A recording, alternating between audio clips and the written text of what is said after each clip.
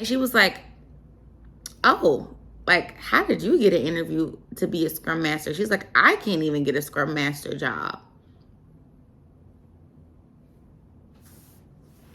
Okay.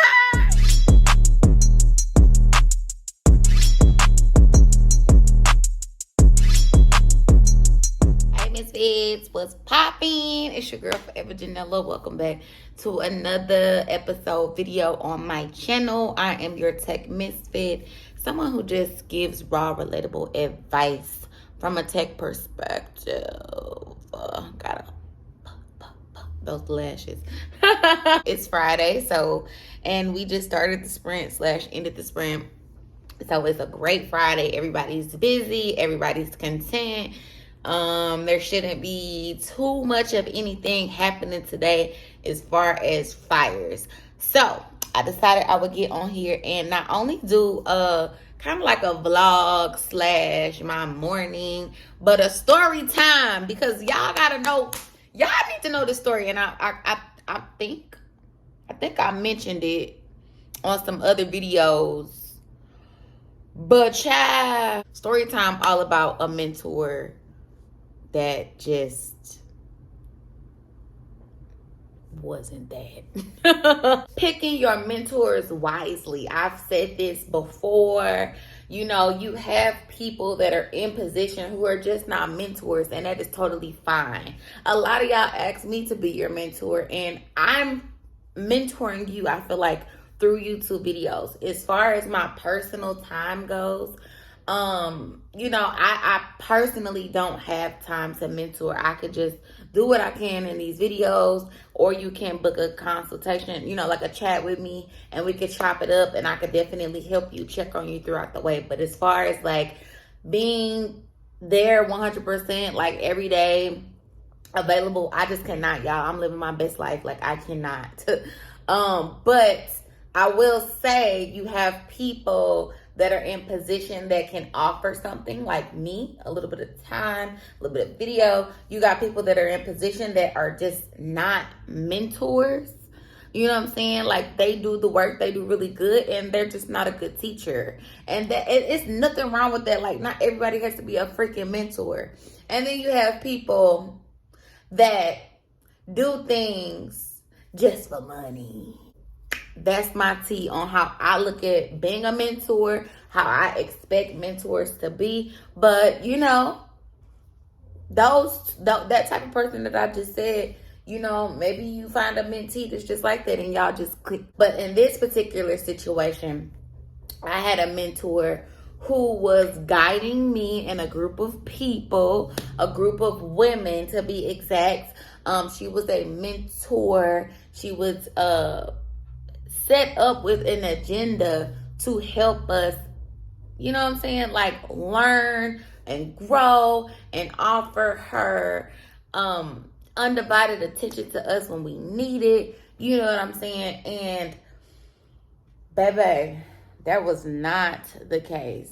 Okay, I'm gonna walk around a little bit. Sis may have been motivated a little bit at first. Sis may have been getting a check, and sis was not prepared to be asked the questions that she was asking. Obviously, being eager to get into tech. I don't think I mentioned that this was a tech mentor. Everybody's anxious to get into tech. Everybody's anxious to get this job. So when you have somebody, and y'all do me like this, you know, when you have somebody that is tangible to you to help you get into a position or to teach you, you have questions. And so she was just extremely impatient with us. She would kind of use the excuse of it depends. And I've said this before on my channel. I think I've said this to people before, because it truly does depend. You do have to get familiar with the term and the thing, like it depends, because that is tech. Like, it really depends. But she would kind of use that as a crutch to answer the questions that we had, and she would never have an explanation to it. Like, we would say, you know, hey, so in a real world situation, you know, XYZ, and she would be like, well, it depends. And she would just, period, it depends. And we would be like, me and the other girls were making outside chats, you know what I'm saying, to discuss how we felt about her. Because it was such a vibe that, you know what I'm saying, we were not invited. Like, we felt like we were getting on her nerves. And it was a lot of moments where she would be showing us something and she would just like huff and puff throughout the whole thing. Or she would rush through it. Or she would like be nice some moments, and then some moments she would just like have this impatient ass energy, you know. And there was one moment, and y'all, this is one of my stories as to like where people be like, oh, you can't do something and you go and do it. I got one for y'all. It was a moment, and it was actually the position that I'm in now, where, you know, I was presented an opportunity of being a Scrum Master, and she mentioned that she was a Scrum Master at some point, and she had certifications. And now that I look back on it, it's just like, girl, okay. Like, she was just hyping it up. And so she was the only person I ever heard say the word Scrum Master. So I was like, hey, you know, I have an opportunity to be a Scrum Master. Like, any like tips or like, you know, this is a big deal. And she was like, oh, like, how did you get an interview to be a Scrum Master? She's like, I can't even get a Scrum Master job. I can't even remember what I said. But I don't think I said anything at all. And she also went down the rabbit hole with Jira, which at the time I had no idea about Jira. And she kind of like threw Jira out there. Like, she was trying to make me confused on purpose. She was trying to make me feel intimidated by some of the terms that she was saying to me because she knew I didn't know.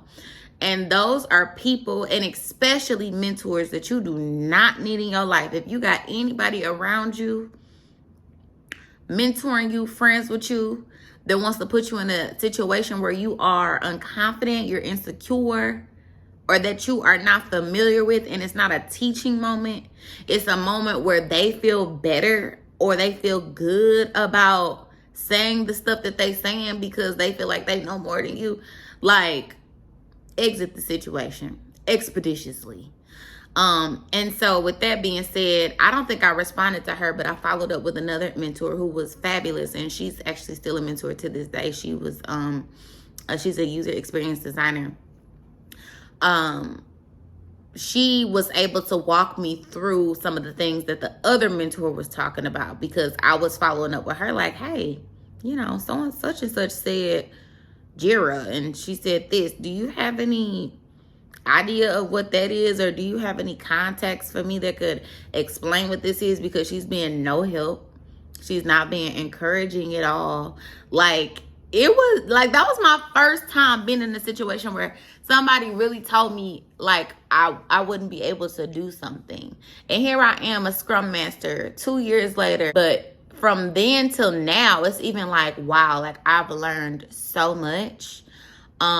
Self-taught, and from mentors or my managers, or from experience, you know. And it's going to be a lot of things that you just simply don't learn from a mentor. And I don't want y'all to ever cap what you can learn from the information somebody else is giving you. I don't care how many planes they've flown. This has been my quote. I don't care how many planes they've flown, buildings they've built. There is still so much to learn out there that's written, that's told, or that's just sitting in somebody's brain rent-free. Like, you just got to ask questions. You got to research. You got to read, and never rely on somebody else's experience to be yours or to be the end-all, be-all of the opportunity at all. So, again, I don't know if that's story time. It's my first story time.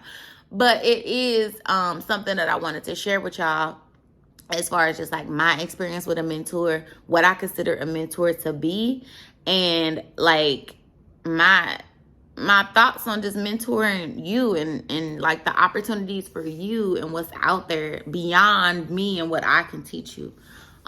So yeah, y'all, keep going, keep flowing, keep striving for luxury, keep living in luxury. Make sure you comment, like, subscribe. Let me know what you think about this story time, child. And I will talk to y'all on the next video. Love ya. Bye.